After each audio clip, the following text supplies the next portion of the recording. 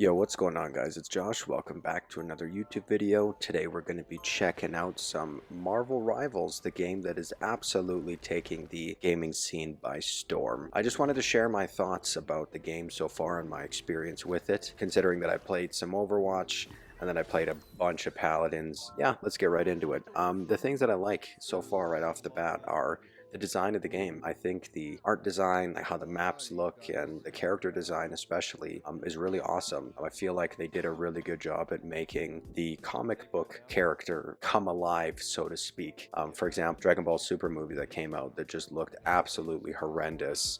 It was just too much on the live comic book, live manga looking thing. So I feel like they did a really good job. I also feel like that they did a good job at adapting the characters to their roles. Something that I wasn't really anticipating was Doctor Strange being a tank, but the way that they made it so that, he puts up like a temporal time thing for a shield, and he's got a crowd control slow down with his amulet that he wears and stuff like that. Think of any character and think about how well that they fit in the context of a DPS character, a support character, or a tank character. I feel like they did a really, really good job. As well, I think that the utilization of Unreal 5 and just how well optimized this game feels, at least on console, like it runs really well. I don't really notice any slowdowns or stutters or screen tearing or anything. And the fact that they added an option to run it at 120 FPS is pretty awesome as well. There hasn't been anything that's chugged my game so far. It's been a pretty smooth experience. And smooth experiences are the replay system. And I don't understand why Call of Duty, the franchise, just can't figure out how to do a replay system anymore. But these guys absolutely killed it. Between being able to swap back and forth between any character that you want, check the stats at any time, the fast forward and the pausing, and the timeline at the bottom of the screen showing you where things happen. Like, I know that these aren't new things, but just the way that they're implemented into this game is just very, very smooth. The matchmaking is very quick, especially in quick match. You find a game instantaneously. And even on ranked, I don't think that I've ever waited any longer than a minute, if I've even waited that long. There's been 10-minute wait times on a ranked Rainbow Six Siege game, for example. On this, it's no problem at all. Season 0 ranked, we were so close, knocking on the door of GM. This season, we did manage to push into Grandmaster,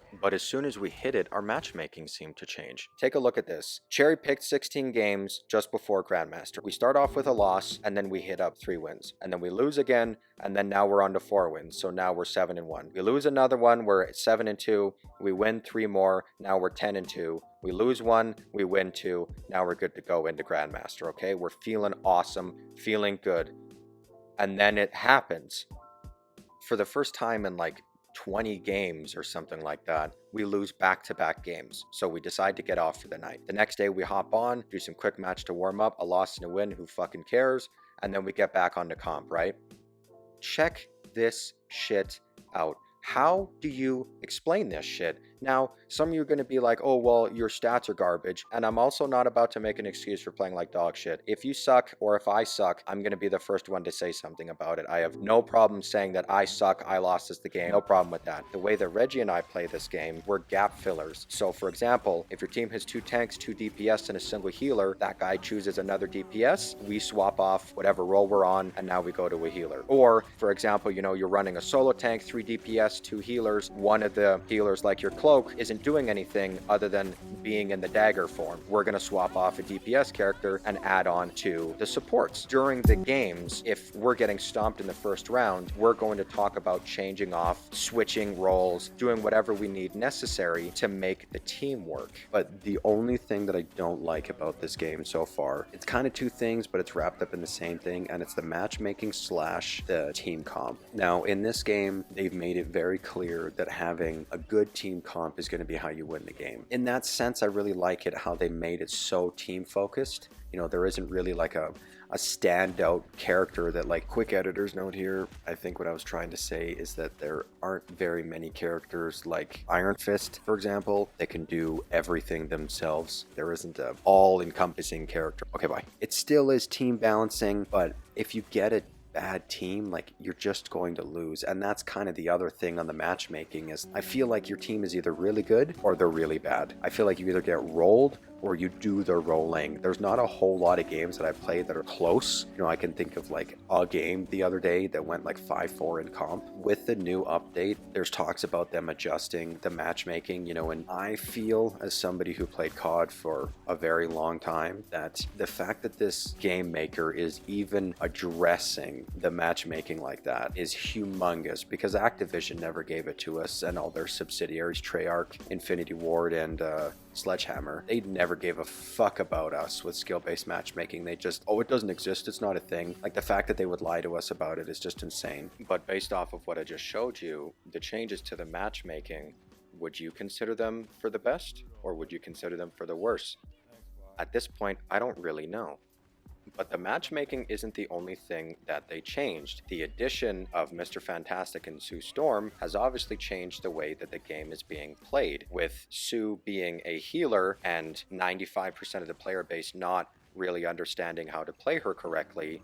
She oftentimes becomes a bad pick.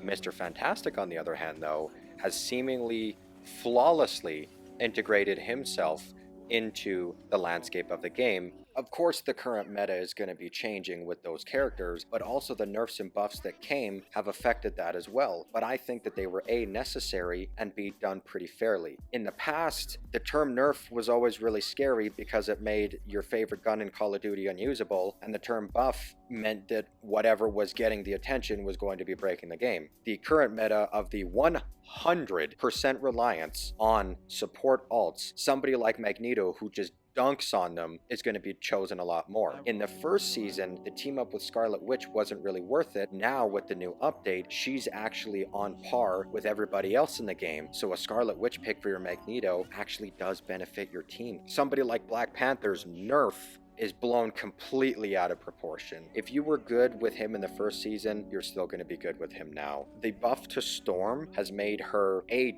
get chosen a lot more, because again, buff, so people gravitate towards it, but also B, her ult is just so scary to your support backline, and that leads to her getting banned in the Diamond and Up lobbies. Moon Knight's ult getting a buff made something good into something better. Was it necessary? I don't really know, but I don't really play Moon Knight, so it is what it is. Squirrel Girl's ult, though, the fact that it tracks you, it really grinds a guy's gears, but I'd say overall the new season is pretty successful, wouldn't you think? The battle pass is awesome, and the skins that are on there are absolutely insane. Let me know what your favorite is, by the way. And the new map is pretty good too. The game is fun, plain and simple. Now, I've said it before that I grew up as a Call of Duty player, and with COD doing what COD did in the last few years, that's my main source of gaming, so if I'm not playing it, I'm not playing anything. But this game is bringing the passion back. That's kind of it. I don't really have much else to talk about. Sorry if some of the audio in this video sounds a little wonky. I had to record this over the span of a few days because I just couldn't get things right. If you guys made it this far into the video, thank you so much for watching. If you liked the video, like the video. If you didn't like it, don't like it, and then tell me why. If you're new,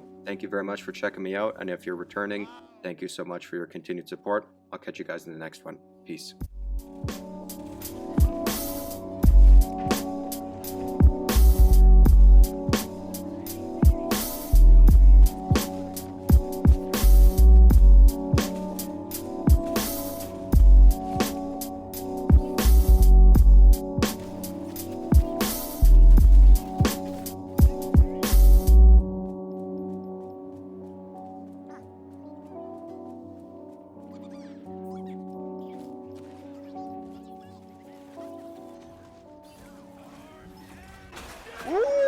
Let's fucking go! We're Grandmaster! Bye! Let's go! We're GM!